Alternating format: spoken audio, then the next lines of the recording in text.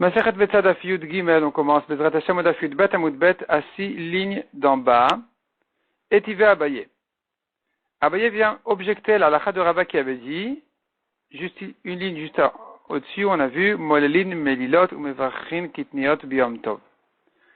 Donc Molelin Melilot ou Mevarchin Kitniot Biyom Tov, c'est-à-dire qu'il est permis pendant Yom Tov de prendre entre ses doigts des épis de blé et de les faire passer, les frotter entre ses doigts pour les ouvrir, ça ne s'appelle pas battre le blé. Il est permis aussi, pour des kitniot, des légumineuses qui poussent dans des sortes d'étuis comme ça, longs, de les ouvrir, ça ne s'appelle pas non plus battre, et on peut donc les ouvrir pour sortir de là-bas les graines de moutarde, comme on a vu dans quelques lignes au-dessus. Il n'y a pas de problème de dash, ça ne s'appelle pas battre, c'est pas une tolada de dash, c'est pas un problème qui ressemble à battre le blé. Et la Gemara maintenant vient objecter, et tu vas abayer. Amolel melilot me'erev Shabbat. Celui qui fait passer ses graines de blé entre ses doigts avant Shabbat, et maintenant il veut les trier pendant Shabbat parce que il y a les épluchures et le son qui est mélangé avec. Les machar menaper miyad liad. Le lendemain pendant Shabbat, il peut menaper souffler avec sa bouche pour faire sortir, pour faire tomber les saletés, miyad liyad, d'une main à l'autre, c'est-à-dire c'est un chinouille, c'est un changement qui fait que ça permet de le faire pendant Shabbat. Donc ça, c'est en ce qui concerne Shabbat.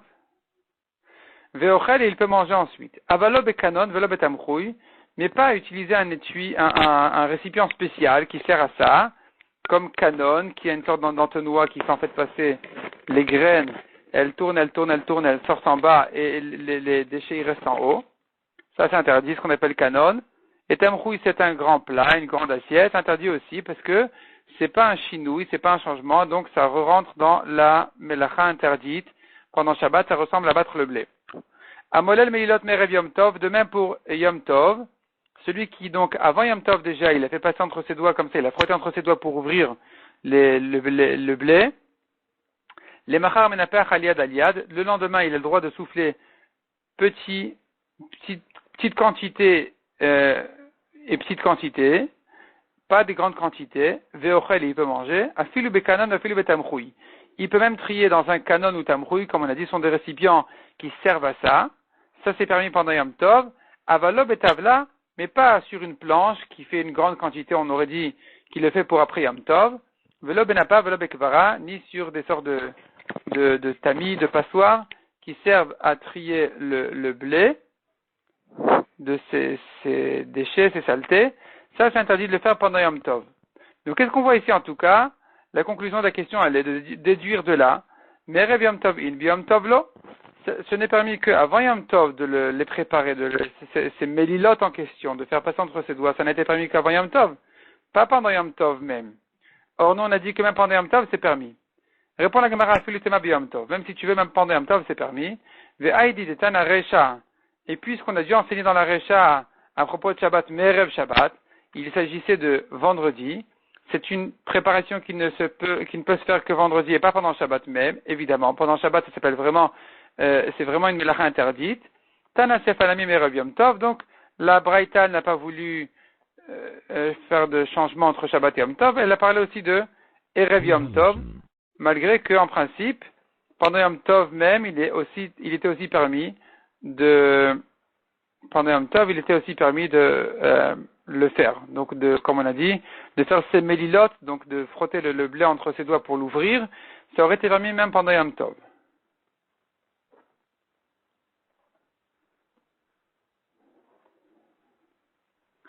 La Gemara demande Imken Matsinu Truma chez Zakai Baramata. Si tu dis comme ça, qu'on peut faire même pendant Yom Tov ces mélilotes, il se trouve que il y a une Truma qui est permise d'être prélevée pendant Yom Tov. Parce que quand il fait ces mélilotes pendant Yom Tov, maintenant le blé est prêt à être mangé, et c'est donc maintenant qu'il doit lui faire ses prélèvements, pas avant. À partir de cette étape-là, c'est chayav de maaser. Donc il va faire sa Truma pendant Yom Tov.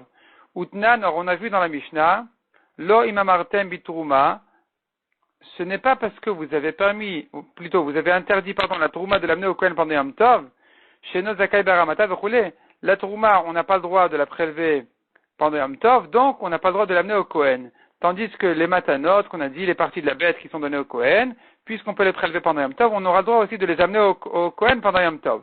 Donc ici, on a appris qu'une trouma ne se prélève pas pendant Yom Tov. Or, d'après ce qu'on est en train de dire maintenant que les mélilotes sont permises pendant Yom Tov, eh bien, il se trouve qu'il est permis de faire une trouma pendant Yom Tov. Répond la Gemara Lokashia. Rabbi Yosef et Rabbi Yehuda. C'est-à-dire, c'est une marloquette entre Rabbi et Rabbi Yosef et Rabbi Yehuda, à savoir, est-ce qu'il faut faire la trouma de ces mélilotes ou pas. Detania, Yichnis Shibolin la Asot Men Issa. On voit dans une braïta, quelqu'un qui prend ses épis de blé pour en faire une pâte. Donc, entre-temps, tant qu'ils sont en état d'épi, qu'ils sont pas encore, ils n'ont pas été préparés pour, le blé n'a pas encore été battu, il n'a pas été encore mis en tas, eh bien, c'est pas encore chayav de maaser, et donc, ochel men aray ou patour, il a le droit d'en manger aray de manière temporaire, accessoire. Il vient, il prend un épi, il le mange, il l'épluche, il rentre dans sa bouche, ça va, c'est permis, il est patour de maaser. Parce que c'est une achilat aray avant l'étape qui rend chayav de maaser. Par contre, si il a rentré ses blés à la maison, les molelan bemelilot, avec l'intention a priori de les manger de cette manière-là, en les épluchant et les mangeant directement, pas pour en faire du blé, il voulait pas battre ce blé, pas pour en faire, de la farine et de la pâte, il voulait manger le blé tel quel. Là, il se peut que donc, l'étape qui le rend chayav de maaser, ici, ne sera pas l'étape habituelle qui est après avoir battu le blé, on en a fait un tas. Ici, on dira que l'étape qui le rend chayav de maaser, c'est dès qu'il est rentré à la maison avec cette intention-là, puisqu'il ne va pas en arriver à cette étape-là du tout, de battre le blé. Donc, il pourrait être chayav de maaser même avant. Rabbi Mechayev, Rabbi Yossi, Rabbi Yehuda Poter. Donc, c'est une marloquette entre Rabbi et Rabbi Yossi et Rabbi Yehuda. Selon Rabbi, il est chayav de maaser. Selon Rabbi Yossi et Rabbi Yehuda, il est patour. Donc, notre Mishnah qui a dit une trouma ne se fait pas pendant Shabbat ou Yom Tov, elle ne se fait pas pendant Yom Tov parce que même si il mange son blé sous forme de mélilot, d'après Rabbi Yossi et Rabbi Yehuda, il est patour de maaser. Ce n'est jamais arrivé en état qui le rend chayav de maaser, qui aurait été d'avoir battu le blé, d'en faire un tas. Il n'en est pas arrivé là, donc il est patour de maaser. Il mange le blé tel quel, en l'épluchant comme ça entre ses doigts, il est patour de maaser. Donc on comprend notre Mishnah. La Gemara demande, ou le Rabbi Yossi Rabbi Yehuda nami mashkachatla, même d'après Rabbi Yossi Rabbi Yehuda, on peut trouver un cas où il est chayav de maaser. Comment ça? Kegon, shichnis shibolin, lasot menissa. Lui, il est rentré chez lui à la maison son blé, avec l'intention d'en faire de la pâte. Donc c'est un blé qui est destiné à arriver à un état où il est chayav de maasrot.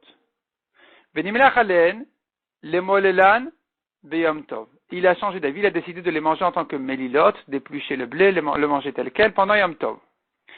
Des tavla beyomé, ça devient tevel, ça devient chayav de maasrot, le jour même. Donc il y a une trouma qui devrait être faite pendant yom tov, même d'après Rabbi Yossi Rabbi Yehuda qui dit que si a priori il avait l'intention d'en faire des mélilotes, il était pas tour, mais puisqu'ici il avait l'intention d'en faire du pain, alors quand il a changé d'avis, qu'il a décidé d'en faire des mélilotes, même Rabbi Yossi Rabbi Yehuda sera d'accord qu'il est déjà chayav de maasrot, puisque c'est un blé qui devait arriver à un état où il est chayav de maasrot. Donc dès qu'il a eu ce changement de décision, eh bien, à partir du moment où ça y est, c'est arrivé en état de les manger, c'est l'étape où il doit faire le maaser, même d'après Rabbi Yossi Rabbi Yehuda, puisque depuis le début, son intention était d'en faire quelque chose qui rêve de maaser. Donc, tu as une trouma qui s'est fait pendant Yom Tov. Alors, comment notre Mishnah peut dire qu'une trouma ne se fait pas pendant Yom Tov? Répond la Gemara. Et la maï trouma, rov trouma. Quand on a dit dans la Mishnah une trouma ne se fait pas pendant Yom Tov, on veut dire en général. La majorité des troumotes ne se font pas pendant Yom Tov. Tu auras des cas exceptionnels où vraiment tu peux trouver, selon Rabbi, ou selon Rabbi Yossi Rabbi Yehuda même, de faire une trouma pendant Yom Tov. Mais généralement, ça ne se fait pas pendant Yom Tov. Amar Abaye, machloket beshibolin. Abaye dit que la machloket entre Rabbi et Rabbi Yossi Rabbi Yehuda, à savoir, si vous voulez le manger comme ça, c'est mélilot, il veut le manger cru comme ça, il épluche le blé entre ses doigts, il le mange. Eh bien, machloket, on a vu ici c'est chayav de maaser ou pas, c'est que en ce qui concerne le blé. Aval bekitniyot, mais dans des kitniyot, dans des légumineuses, livré à kol isuriat tavla. Selon tout le monde, ce bouquet-là qui rentre à la maison de légumineuses est chayav de maaser. Ça devient tevel, c'est chayav de maaser. Pourquoi? Parce que on n'a pas autant l'habitude d'en faire comme du blé. Le blé, on en fait des quantités de farine, on va aller battre le blé, on en fait des quantités de farine, on en fait un tas, on va en faire du pain. Ça, c'est le blé qui se fait comme ça en quantité énorme. Les kitniyot, c'est pas la même chose. Les kitniyot, ce sont des sortes de légumes qui, des fois, on en prend une petite quantité, on les ouvre à la maison et on les mange. Et donc, puisqu'il n'y a pas une étape plus importante que celle-là, alors ça sera l'étape qui le rend chayav de maaser, selon tout le monde, même d'après Rabbi Yossi et Rabbi Yehuda. L'Ema Messaïa, la Gemara dit peut-être qu'on a un soutien, une preuve pour abayer. De la Braïta, de la Mishnah qui dit, Mishayulo chavilet tiltan shel tevel. Celui qui avait des chavilet tiltan, des bouquets de tiltan, qui est une sorte d'épices de tevel, donc qui n'ont pas été prélevés. Arezek kotesh, il a le droit de broyer son tiltan en question, ou mechachev kamazer yesh behem, et d'évaluer combien de graines il y avait dedans, parce que tout ce qui est bois qui a été moulu est patour de maaser, mais les graines sont chayav de maaser. Et donc on m'afriche à la zera, venem m'afriche à la etz. Il évalue combien de zera et de grains il y avait dedans, et il fait son maaser que sur les graines et pas sur les épluchures, sur le bois, malgré que ça a du goût, que ça peut assaisonner aussi son plat. Mais c'est quand même patour de maaser. En tout cas, on voit d'ici que les chavilet tiltan, qui sont des bouquets de légumineuses, sont chayav de maaser. Maïlav Rabbi Yossi Rabbi Yehudaï. N'est-ce pas que ça va même comme Rabbi Yossi Rabbi Yehuda de Amaratam Lotavla, qui a dit en ce qui concerne le blé que ce n'est pas tevel. Hachatavla, ici pour les kitniyot, il est d'accord que c'est tevel, parce que ça se mange comme ça. Lo, non. C'est pas Rabbi Yossi Rabbi Yehuda, Rabbi. Ça va comme Rabbi qui a dit pour le blé que c'est chayav de maaser, pareil pour le tiltan, pour les kitniyot, c'est chayav de maaser. Rabbi, si tu me dis que ça va comme Rabbi, alors ma iria tiltan a fait le shibolin nami. Pourquoi il a besoin de parler de tiltan? Il pourrait dire que même le blé, s'il avait l'intention de le manger dans cet état-là de melilot, il est chayav de maaser, malgré qu'en général, le blé, on en fait de la farine. Si lui n'avait l'intention que de le manger comme ça, en tant que melilot, il est chayav. Donc le chidouche ici de Rabbi, il aurait été de parler de blé. Pourquoi il parle de tiltan? Si cette Mishnah elle va comme Rabbi, quand elle veut dire qu'il est chayav de maaser, elle aurait dû dire le plus grand chidouche, que même le blé il est chayav de maaser quand on le mange dans cet état-là.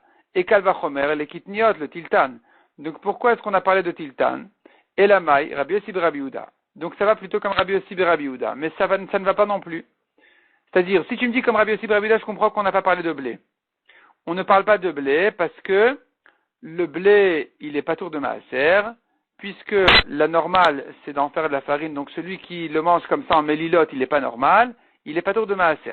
Tandis que le tiltan, il est effectivement chayav de maaser, parce que ça peut se manger comme ça. Mais la question, maintenant, elle se retourne dans l'autre sens. Si tu me dis comme Rabbi Yossi Rabbi Yehuda, la shmeinan she'ar mine kitniot, v'chol shekan tiltan, pourquoi on a besoin de parler du tiltan? Parle-moi en général des kitniot, et kalvachomer le tiltan. Et kalvachomer le tiltan. Si tu me dis en général que les kitniot sont chayav de maaser, alors, kalvachomer le tiltan. Rashi explique c'est quoi le kalvachomer. Parce que les autres kitniot, on en fait souvent des tas, des grands tas, alors que le tiltan, il se met petit peu par petit peu dans sa marmite, on n'en fait que de petites quantités. Et donc, il est plus normal pour le tiltan d'en faire une petite quantité, de le rendre chayav de maaser, que pour les kitniot en général, qui peuvent être préparés en grand tas et vendus en grande quantité. Et donc, il serait plus difficile de dire à propos des kitniot en général que c'est chayav de maaser, que de le dire sur le tiltan. Donc, si c'est comme Rabbi Yossi Rabbi Yehuda, il aurait dû nous dire les kitniot en général, c'est chayav de maaser, vechol sheken tiltan, kalvachomer le tiltan, qui lui Évidemment qu'il est chayav de maaser puisque c'est normal de le faire en petite quantité. Donc pourquoi il nous parle de tiltan alors qu'il aurait pu parler des kitniot en général? Et la tiltan itsteri chale. Répond la Gemara, non, il y a un chidouche spécial pour le tiltan en question. Sal kadata chamina, j'aurais pu dire, oh il vetam etzo pirio shave. Ce tiltan en question qui est une épice qui a un bon goût, et non seulement les graines, mais même le bois, il a un bon goût. Alors, donc, etzo ou pirio shave, son bois a un goût égal à son fruit. Alors, j'aurais pu croire que l'ifrosh nami a etzo, il faudrait faire les prélèvements même sur son bois. Kamash malan de chidouche, il est ici de me dire qu'on ne fait pas de maaser sur le bois. C'est pour ça qu'on a parlé de tiltan. Donc on a parlé de tiltan, mais le blé, il est patour de maaser, même s'il voulait le manger comme melilot. Cette braïta, elle pourrait aller comme Rabbi Yossi et Rabbi Yehuda.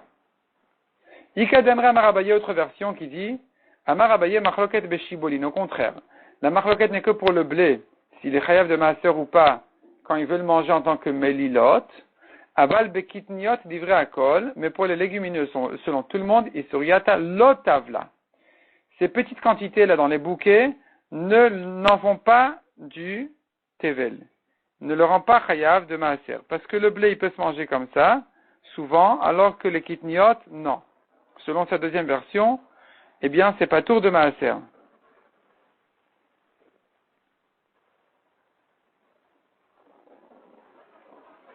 Donc le blé encore, souvent les gens, ils veulent le manger comme des mélilotes, ils vont l'éplucher, ils vont peut-être même le griller, qu'on appelle des clayotes, avec kouf.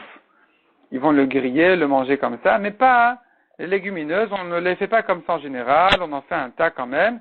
Et donc celui qui achète des petites quantités, il devrait être pas tour de maaser, parce que c'est pas un tas qui le rend chayav. Métivé, et donc là, la Gemara, cette fois-ci, elle objecte cette deuxième version de Abaye, à partir de la même Mishnah, qui disait Mishayul ou Chavilet Tiltan Shel Tevel, celui qui avait des bottes de Tiltan, des bouquets de Tiltan de Tevel, donc de ce Tiltan, c'est cette espèce-là qui donne, on en fait des épices, du goût à son plat, et donc, à Rezekotesh ou Mechachev, il peut broyer son Tiltan et évaluer Kamazera Yeshben, combien de graines il y a dedans, on m'afriche à la zera, venom m'afriche à la hetz. Il fait son prélèvement sur les graines et pas sur le bois lui-même.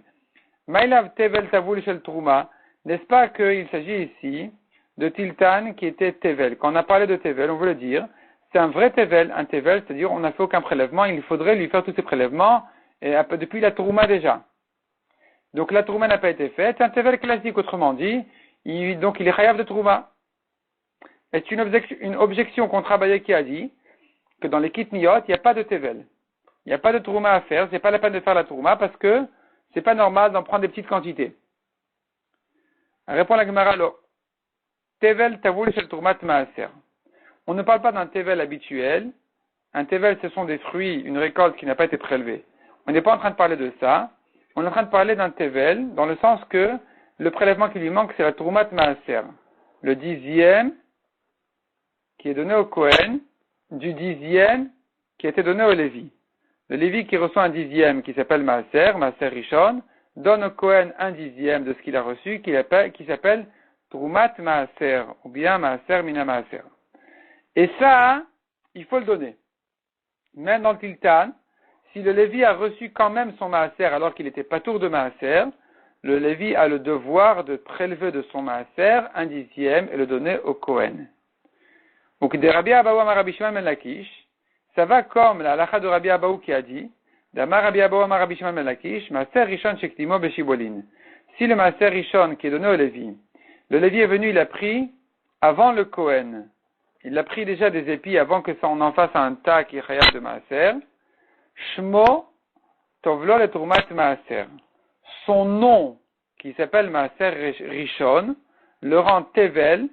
Donc, il l'interdit de le manger tant qu'on n'a pas fait le prélèvement qui est donné au Kohen à partir de ce maaser-là. Puisque j'appelle ce maaser-là maaser, eh bien, même si on n'était pas tour de le donner à cette étape-là, mais puisque on l'a donné et qu'on appelle ça un maaser rishon, le Lévi a l'obligation d'en prélever la troumat maaser et donner au Kohen. Donc, quand on a dit ici le tiltan, il a toute la halakha du prélèvement du tiltan en question, c'est pas parce que le tiltan, il est chayav de maaser. On a bien dit que toutes les kitniot sont pas tours de maaser, on n'a pas l'habitude d'en faire des petites quantités. Ces petites quantités-là, elles sont tours de maaser, c'est que si tu as fait un grand tas, qu'il est chayav de maaser. Mais quand tu prends un bouquet que tu amènes à la maison, tu n'es pas tour. Pourquoi on a parlé quand même du maaser du tiltan? On a parlé de la troumat maaser. Le Lévi a reçu son maaser rishon. Pourquoi on ne sait pas, mais il a reçu. Eh bien, le nom du maaser rishon le rend tevel et oblige le Lévi d'en prélever la troumat maaser. Demande à Gemara Kotesh Lamali. Si c'est comme ça, pourquoi est-ce que le Lévi a besoin de broyer son tiltan et le donner au Kohen? Il a qu'à le lui donner tel quel. L'Emale, il pourrait lui dire, Kechidia vouli, de même qu'on me l'a donné comme ça, tel quel entier, de la même manière, je te donne comme ça, débrouille-toi avec, pourquoi c'est moi qui dois te le préparer? Amarava Kenasa, c'est une amende. C'est une amende qu'on fait au Lévi. Pourquoi tu te précipites à recevoir ton maaser alors que le Kohen n'a pas encore reçu sa trouma? Il y a un ordre dans la Torah. D'abord, on donne la trouma au Kohen, ensuite on donne le maaser au Lévi. Et le Lévi doit donner de son maaser une troumat maaser. Toi, tu t'es précipité à prendre ton maaser avant la trouma qui a été donnée au Kohen. Donc, on te fait une amende que tu dois préparer ce maaser, qu'il soit bien mangeable et prêt à manger. Et à ce moment-là, tu le donneras au Kohen. Tu donneras donc la troumat maaser au Kohen. Tanya la miachi. Ben Levi, la Gemara elle renforce cette réponse à d'une braïta qui dit Ben Levi shenatnu lo shibolin et maaserotav. Un Levi qui a reçu son maaser en état de dépit avant même de battre le blé, d'en faire un tas. Donc il est venu là, il a reçu son maaser avant que le Kohen ne reçoive sa trouma. C'est pas encore en état qu'il rêve de trouma. Osotan goren. Le Lévi doit le préparer. Il en fait une grange. Il va battre son blé. Il va le préparer avant de donner au Kohen sa troumat maaser. Anavim, osotan yain, il a reçu des raisins, à nouveau avant la trouma, il doit en faire du vin avant de donner au Kohen sa troumat maaser. Zetim, il a pris des olives, osotan shemen, il en fait de l'huile. Umafri shalem troumat maaser, il prélève la troumat maaser, venotan la Kohen, il la donne au Kohen. Chez Keshem, chez trouma gdola, enanitelet, de la même manière que la trouma gdola, c'est la trouma en fait, la première trouma, enanitelet, on tourne la page, et la mina goren ou mina yekev, que de la récolte qui est déjà en état prête, déjà en tas, déjà en vin, car troumat maaser, de la même manière la troumat maaser que le Lévi donne au Kohen, et nanitelet la mina goren ou mina yekev, elle ne donnait que du goren de la grange une fois que le blé a déjà été battu, ou mina yekev, et du vin une fois qu'il a déjà été pressé. Donc le Lévi doit donner au Kohen une troumat maaser bien prête. À lui de se fatiguer. C'est une amende qu'on lui fait parce qu'il s'est précipité à recevoir son maaser avant même que le Kohen ne reçoive sa trouma. Demande la Gemara. Mechachev, est-ce qu'on lui dit d'évaluer combien il faut donner comme trouma? Hamedidabaï, il devrait mesurer. S'il s'agit de la troumat maaser, il faut mesurer précisément le dixième du dixième qu'il a reçu. Hamani, répond la Gemara, comme qui ça va? Ça va comme Abba Elazar ben Gimal. Ça va comme le Tana qui s'appelle Abba Elazar ben Gimel. Détania, Abba Elazar ben Gimel Omer, Venershav lachem trumatrem. Le pasuk nous dit, le pasuk en s'adressant aux Lévi'im, il leur dit, vous devez donner la trumat maaser au Kohanim, et ce sera considéré pour vous, donc Venershav lachem, terumatrem, votre truma. Bishte truma takatu medaber. Le pasuk ici parle de deux troumot.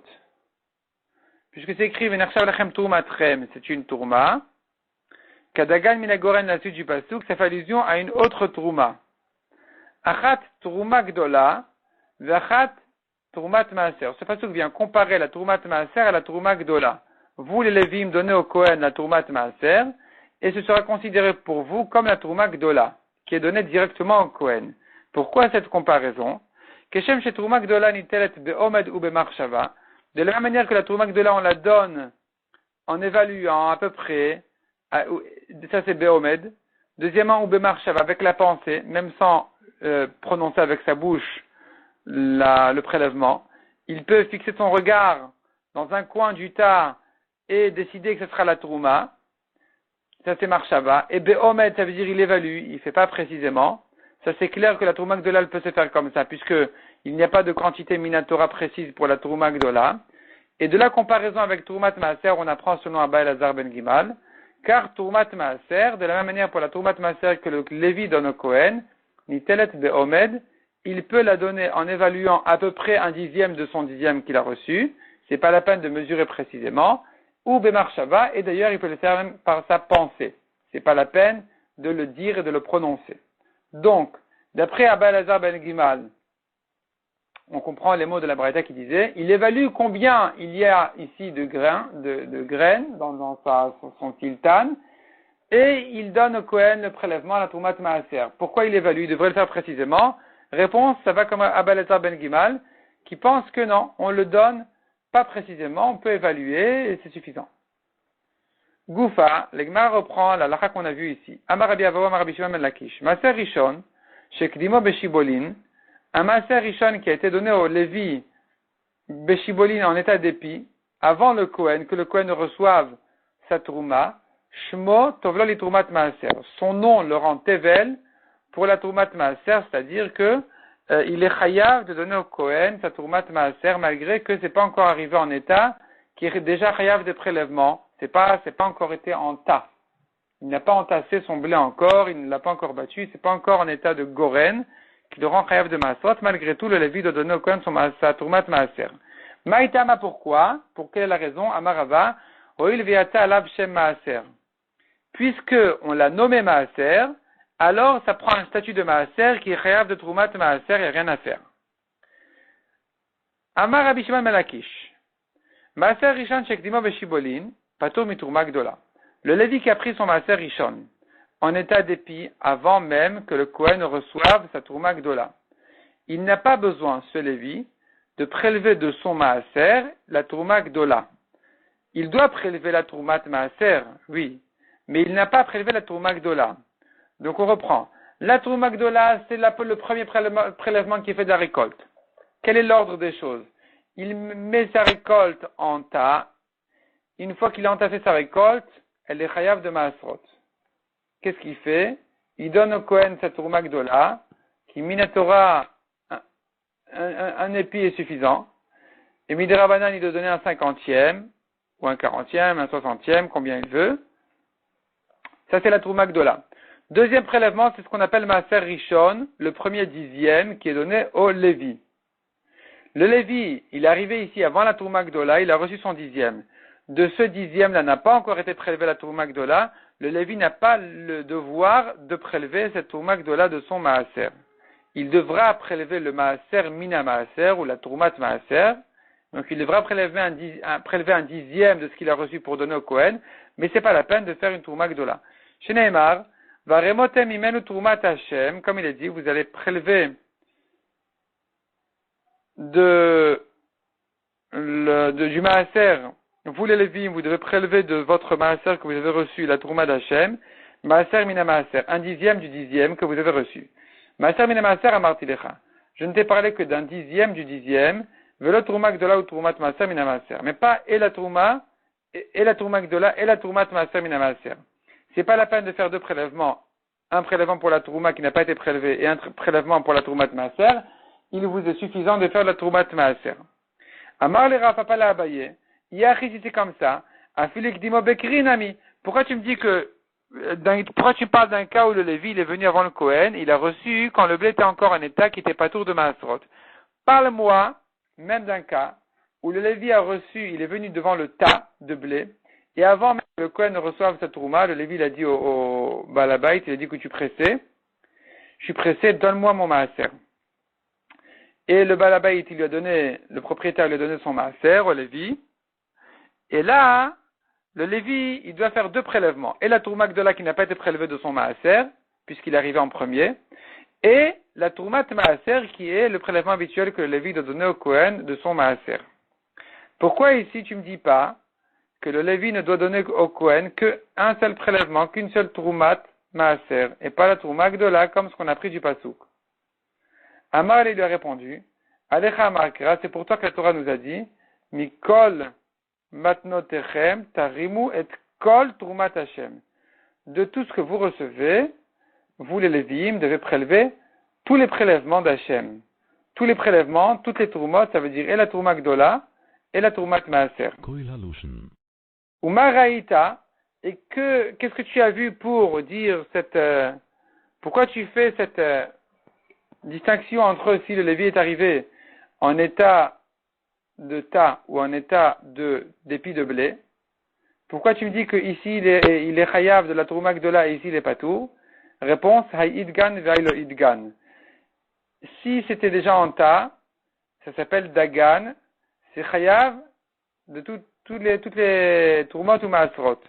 Donc ici, si j'ai un pasteur qui me dit que le Lévi doit donner toutes les Troumot et un pasteur qui me dit qu'il ne doit donner que la Troumat Maaser, il est plus adapté de dire que dans le cas où le Lévi est arrivé alors que c'était déjà en tas, c'est là où il doit donner et la Trouma Gdola et la Troumat Maaser. Tandis que dans le cas où il est arrivé quand c'était pas en tas, il ne donnera que la Trouma, il ne donnera que donc la Troumat Maaser et pas la Trouma Gdola. Parce que c'est encore en état où c'est pas vraiment chayav, où c'est pas encore chayav de Maasrot. Nanatam. La Gemara maintenant ramène une Mishnah dans Masechet Maasrot qui dit Amekalef Seorin. Quelqu'un qui épluche de l'orge. Il épluche de l'orge pendant Yom Tov,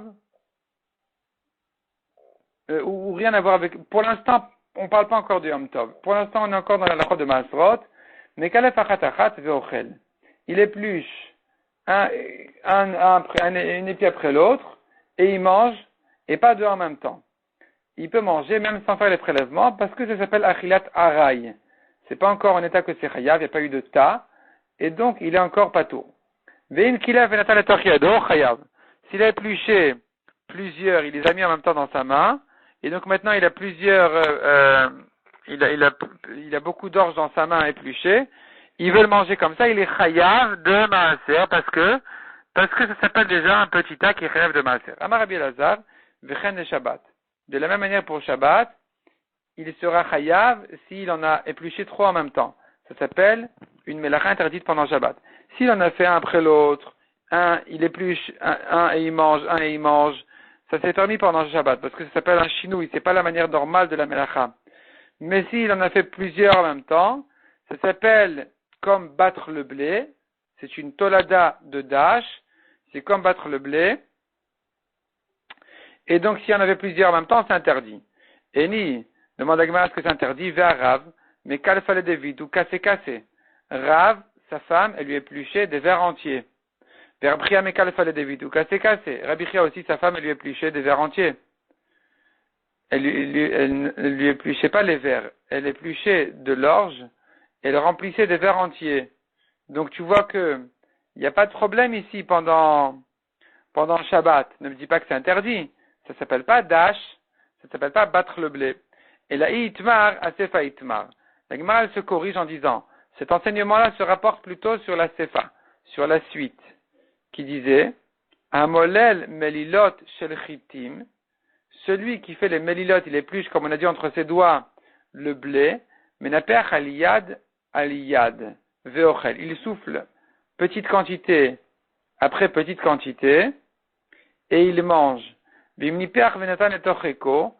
s'il a soufflé pour trier les épluchures du blé, et il les a mises sur son habit, donc il ouvre un petit peu comme ça sa tunique, et il rentre dedans des quantités, ça, c'est déjà chayav de maaser. Et là-dessus se rapporte l'enseignement qui parle de Shabbat, Amar Rabbi Elazar vechen et Shabbat. De même pour Shabbat, il en a fait des grandes quantités comme ça, eh bien, il est chayav pour la melacha de Shabbat. Ça s'appelle battre le blé, c'est interdit. Matkifla Rabbi Abba bar Mamal.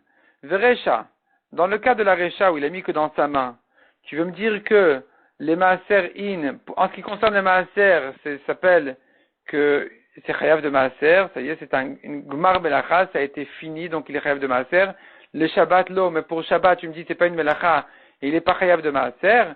Ou mi kamide, y a-t-il une chose, de l'einyan Shabbat, l'eau avec mar melacha, qui, en ce qui concerne Shabbat, n'est pas considéré comme une melacha complète, ou le maaser avec mar melacha, et pour le maaser, c'est considéré comme une melacha complète.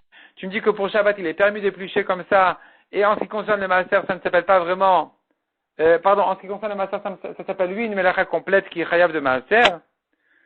Mat kifla Rav Sheshet vrai de Ravidi. Rav Sheshet il objecte en lui disant pourquoi pas?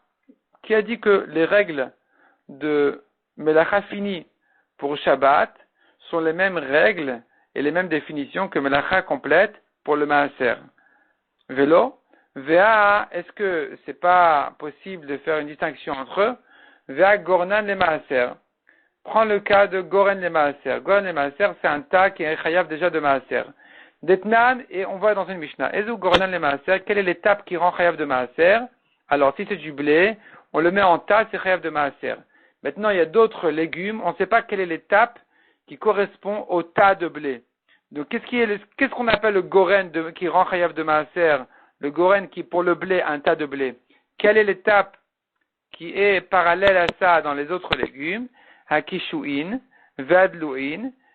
Si tu me parles de concombre ou de courge, miché faksou, depuis qu'on leur enlève la petite fleur au bout. À partir de ce moment-là, c'est chayav de maaser. Veshelo paksou, et si on leur a pas enlevé ces petits cheveux là qu'on a au bout, miché ami d'arema dès qu'il en fait un tas. Là, c'est chayav de maaser, la melacha, elle est finie, elle était complète. Outnan nami gabe betsalim, pareil, on a enseigné en ce qui concerne les oignons, mishiami d'arema, dès qu'il en a fait un tas, c'est chayav de maaser. Veilu gabe Shabbat, alors que pour Shabbat, ha'amadat arema patour, si chez lui à la maison, pas dans sa cour, chez lui à la maison, il fait un tas de légumes, il est patour. Il est patour, c'est parce que puisque ça ne pousse pas dans la maison, il n'y a pas un problème ici de mer, donc il est patour. En tout cas, c'est pas, pendant Shabbat, ça ne s'appelle pas une melacha de faire un tas de légumes par terre chez lui à la maison. Et donc, d'accord, si maintenant ces clémentines elles sont renversées, il a le droit de les ramasser chez lui à la maison dans un sachet. Il n'y a pas de problème. Donc, tu vois bien que les définitions de melacha pour le maaser ne sont pas les mêmes que les définitions de melacha pour Shabbat. Pour Shabbat, il a fait un tas, il n'a pas fait de melacha. Pour le maaser, il a fait un tas, il a fini la melacha. Et la maï itlach le mema, qu'est-ce qui te reste à dire? Melechet marchevet asra Torah. La Torah n'interdit pour Shabbat que une melacha réfléchie, une melacha importante. Achanami melechet marchevet asra Torah. Ici aussi, je te dirais la même chose. La Torah n'interdit qu'une melacha importante, réfléchie, pas d'éplucher, de mettre dans sa main. Éplucher et mettre dans sa main n'est pas considéré comme une melacha.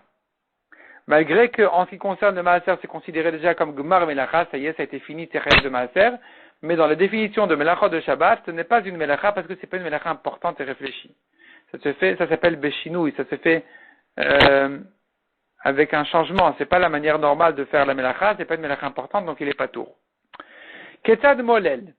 La Gemara revient aux mélilot qui se font pendant Shabbat. Pendant Yom Tov, pardon. On a dit que pendant Yom Tov, on a le droit de faire des mélilot, pas pendant Shabbat.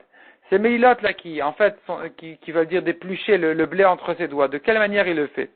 Abaye Mishmé de Rav Yosef Amar, Abaye au nom de Rav Yosef dit, Chada Achada, un doigt sur l'autre. Il ne peut pas faire un doigt sur plusieurs doigts parce qu'il doit faire un changement. Un sur l'autre, le pouce sur l'index, ça va plus que ça, non. De Rav Avia Mishmé de Rav Yosef Amar, Rav Avia au nom de Rav Yosef lui dit, Chada Atarte, un doigt sur deux, mais pas plus que ça. Rav Amar, Kevan et Meshane, Rava n'est pas d'accord avec ça. Il dit, puisqu'il est en train de faire un changement maintenant, il s'applique à le faire entre les doigts, et c'est des petites quantités, c'est pas la manière normale de battre son blé. Afil ou chada kulunami.